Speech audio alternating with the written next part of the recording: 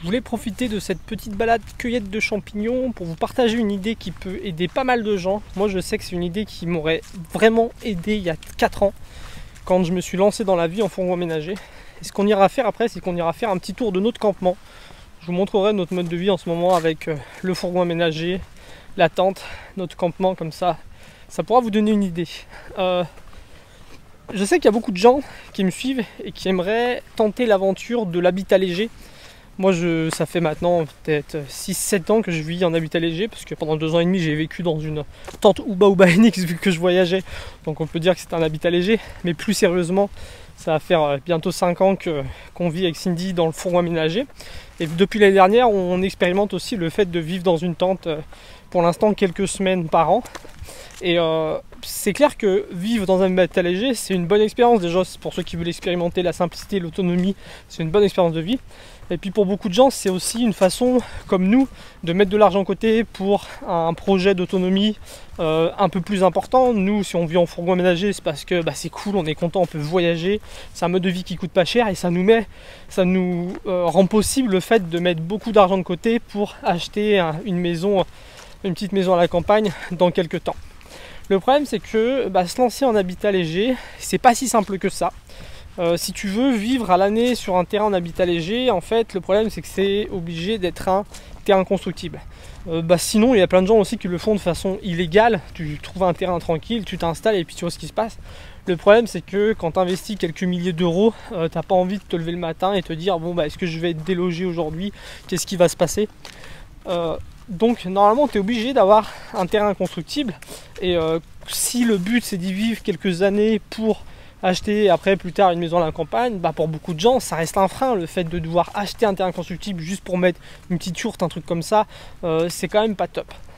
Donc je sais qu'il y a beaucoup de gens qui ne font pas le pas à cause de ça, et il y en a d'autres qui, comme nous, font le choix de vivre en fourgon aménagé, parce que vivre en fourgon aménagé, par contre, c'est complètement légal, t'as pas de problème. Tu peux acheter un fourgon et tu vas pouvoir vivre 10 ans dedans, si tu veux 20 ans dedans, personne ne pourra t'interdire de vivre dans ton fourgon aménagé. Le problème, c'est que déjà, la mobilité, ça correspond pas à tout le monde. Il y a plein de gens, par rapport à leur mode de vie, par rapport à leur profession, ils peuvent pas se permettre d'être mobile, puis il y a des gens pour qui c'est un peu compliqué, d'être mobile tout le temps. Et le deuxième problème, c'est la place, le manque de place. Je sais ce que c'est, nous on vit à 2 dans un Renault Master, de temps en temps tu aimerais avoir un petit peu plus de place, d'avoir une plus grande maison. Donc ça, c'est le problème de la vie en fourgon aménagé. Depuis l'année dernière qu'on expérimente le fait de vivre en fourgon et d'avoir une tente en plus dans laquelle on s'installe quelques temps, j'ai remarqué que ça pouvait être un concept qui fonctionne pour plein de gens. Parce que d'un côté, tu as ton fourgon aménagé avec tout ce qu'il faut, ton lit, ton système de cuisine, ton système de douche, ton système de WC, tu as tout ce qu'il faut pour vivre et qui te permettent de voyager quand on a envie.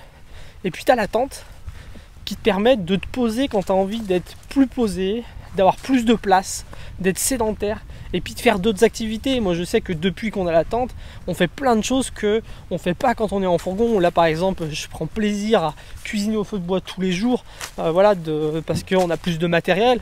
Cindy passe beaucoup plus de temps à faire du crochet, à faire du macramé, toutes ces choses qu'elle aime bien faire et tout, et que c'est pas forcément pratique de faire en fourgon aménagé. En tout cas, c'est un autre mode de vie. On est posé, on fait beaucoup plus de balades, cueillette de champignons, cueillette de châtaignes, ce genre de choses. C'est des choses qu'on peut faire en fourgon aménagé, mais que tu fais moins parce que c'est moins pratique. Quand tu es en fourgon aménagé, tu vas pas commencer à faire des bocaux de conserve par exemple. On en fait quelques-uns, mais c'est plus compliqué. Vous l'aurez compris, mais en tout cas, quand tu as ce combo-là, un fourgon aménagé plus une tente, ça peut te permettre de voyager quand on a envie et te poser quand on a envie. Si tu as un terrain agricole, tu peux faire du camping 3 mois par an dessus. Donc tu peux très bien te poser un mois, repartir, te poser un mois, repartir, revenir un mois, repartir. Puis tu n'es pas obligé d'avoir un terrain à toi. Nous on s'installe sur des terrains qui ne sont pas à nous. Là c'est un ami qui nous prête son verger. Voilà, il a un verger, ça ne lui dérange pas du tout qu'on puisse s'installer dedans. Au contraire, même ça lui fait plaisir. Et nous ça permet de nous installer et de passer du temps comme ça. Donc c'est un concept qui peut être vraiment très très intéressant pour ceux qui veulent vivre en habitat léger, voyager une partie de l'année, être sédentaire une autre partie de l'année. Ce que je vais faire maintenant, c'est qu'on va aller au campement. Je vais vous montrer à quoi ça ressemble la vie de cette façon-là. Et puis on continuera de discuter de tout ça.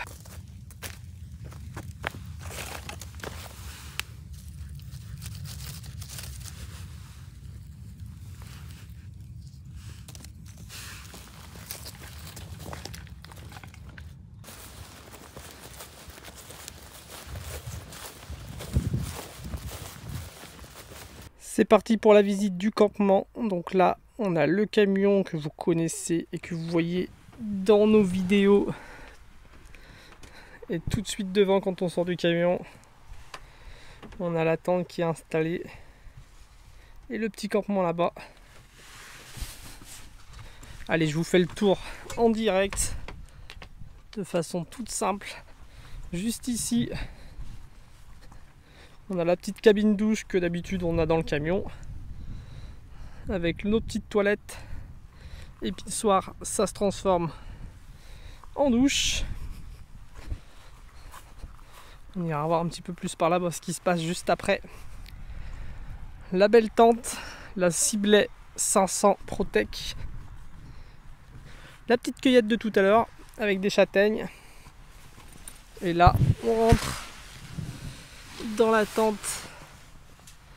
Et vraiment, comme vous le voyez, on est super bien installé. Donc on s'est mis un petit coin ici pour se poser tranquille, mettre un peu de rangement. On a juste une petite étagère pliable ici. Le petit coin salon, salle à manger, enfin tout le tintouin à l'arrière de la tente. Cindy nous a fait une belle petite déco, un poulpe en crochet. Allez la suivre sur Instagram, ça s'appelle les nœuds de Cindy. Si vous voulez des belles décos pour votre fourgon, pour votre tiny house. Elle fait des belles guirlandes aussi comme ça, en macramé. Je trouve que c'est super joli dans une tente, dans une yourte, une tiny house. On a le petit coin le plus important en ce moment, le poêle à bois qui est en train de chauffer la douche. Cindy va bientôt rentrer et elle sera contente de se doucher avec de l'eau chaude. On a le petit coin ici avec la batterie, le petit coin eau.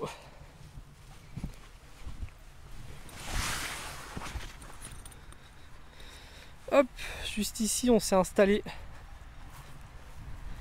les 3 panneaux solaires pour charger la batterie. Et là on a le petit campement dans lequel on a investi cette année. On a une grande toile. J'ai acheté pas mal de matos aussi, vous l'avez vu dans les précédentes vidéos, hein, mais pour cuisiner au feu de bois, ça tient tout là-dedans. Le petit coin ici pour préparer des bons repas au feu de bois. Là-bas, le petit atelier bûcheronnage. Et derrière, on a notre petite vue sympa. Et depuis 2-3 jours, on a les copines qui sont juste là. Vous le voyez, on est super bien installé. C'est vraiment tous les avantages du camping parce qu'on a vraiment un super confort. On a tout ce qu'il faut. On a de l'eau chaude, on a le poêle à bois, on a l'électricité. Il y a notre fourgon avec le lit, avec voilà notre cuisine. On a vraiment tout ce qu'il faut. Et on a le côté aussi quand même où on vit en pleine nature, on vit avec les éléments et c'est vraiment trop cool. Au début de la vidéo, je vous disais que c'est un concept que j'aurais bien voulu connaître il y a 4-5 ans quand on s'est lancé dans la vie en fond avec Cindy, parce qu'on aurait vu les choses peut-être différemment. Moi, il y a une idée que j'aime beaucoup, c'est de se dire que tu as toujours ta tente avec toi et quand tu veux te poser, tu sors la tente du coffre, tu la déplies et tu enlèves le matériel que tu as dans ton fourgon et tu le mets entre ton fourgon et ta tente. Nous, c'est déjà un petit peu notre philosophie d'aménager notre fourgon. Ceux qui me suivent, vous le savez, notre cuisine, on peut la sortir du fourgon, notre douche, on peut la mettre à l'intérieur, à l'extérieur, nos WC, pareil. À part le lit, tout peut être sorti et rentré. Une grosse partie du mobilier qui est dans cette tente, les tables, la chaise, les petites tables sur les côtés, les plaids, c'est toutes des choses qu'on a dans le fourgon. La vaisselle aussi, une grande partie, c'est des choses qu'on a dans le fourgon. La seule chose qu'on va pas avoir dans le fourgon, c'est la cuisine extérieure, le poêle à bois, l'étagère et la tente. Mais je pense que avec le recul, on aurait beaucoup aimé avoir, au lieu d'avoir un Renault Master H2, L2, un L3, je crois que c'est 70 cm de plus. 70 cm de plus, on aurait pu faire tenir une tente de 4 ou 5 mètres, on aurait pu faire tenir un poêle pliable, peut-être pas aussi gros que celui-là, mais un petit poêle pliable, un petit peu de matériel pour quand on campait, et ça aurait pu être vraiment un équipement trop bien pour allier vie en fourgon aménagé et pouvoir se poser quand on le veut, chez des amis, sur un terrain qu'on loue, sur un terrain qu'on nous prête ou en pleine nature avec la tente. Et il y aura une autre chose aussi que j'aurais beaucoup aimé expérimenter, et maintenant c'est peut-être un peu trop tard pour investir, sachant que nous, comme je l'ai dit, on met de côté pour s'acheter une maison, donc on n'a pas forcément envie d'investir quelques milliers d'euros en plus, on préfère les garder pour notre plus gros projet. Mais on se serait peut-être plus activé à rechercher un terrain. On en a visité pas mal cette dernière année, enfin on en a visité quelques-uns. On aurait pu en acheter, la plupart ne nous plaisaient pas, ils n'étaient pas assez parfaits pour qu'on les achète. Mais on aurait pu acheter un petit terrain, et sur un terrain comme ça, même si on n'a pas le droit, comme je vous disais, de mettre une yourte, même mettre ce genre de choses, on a le droit de se poser 3 mois par an dessus, et on a le droit de quand même construire du mobilier, on a le droit d'avoir un cabanon dessus. Donc on aurait fait un cabanon fixe qui nous aurait servi de toilette sèche et de douche fixe, beaucoup plus coupé du vent, beaucoup plus isolé, ça aurait été pas mal. On aurait pu faire aussi des tables de jardin, mettre des bancs, ce genre de choses, parce qu'on a le droit de le mettre. On aurait peut-être construit une terrasse aussi en dur pour poser la tente. Mais quelqu'un aujourd'hui qui se lance dans la vie en fourgon aménagé ou qui veut se lancer en habitat léger, je pense que c'est un très bon concept d'acheter un fourgon, de prévoir un petit peu de place pour mettre une tente à l'intérieur, peut-être mettre un poêle à bois, avoir un mobilier dans le fourgon, que ce soit la batterie, le système de cuisine, le système de table, la douche, les WC, toutes ces choses-là qui soient modulables, ça veut dire qu'on puisse les mettre dans le fourgon, les sortir si on en a envie. Peut-être prévoir d'acheter un petit bout de terrain et aménager un peu ce bout de terrain. Et franchement, c'est un super mode de vie pour quelques années. Je pense que si on avait investi comme ça dès le départ, je pense que là, on serait bien reparti pour 2-3 ans facilement. Après, la réinvestir dans un fourgon plus grand, racheter un terrain et tout, ça fait envie, mais je pense qu'on ne le fera pas. On préfère garder notre argent pour s'acheter une maison dans les mois et les années qui viennent, comme je dis souvent. J'espère que cette vidéo pourra vous aider dans vos recherches de mode de vie alternatifs. J'espère que ça pourra peut-être inspirer des personnes, donner cette idée qui était peut-être inconnue pour certaines personnes, parce que je trouve que voilà, c'est un bon concept. Pour ceux qui sont intéressés par notre mode de vie quand on est dans la tente, j'ai une playlist qui est consacrée à ça, et je vous dis à très bientôt pour la prochaine vidéo. Salut!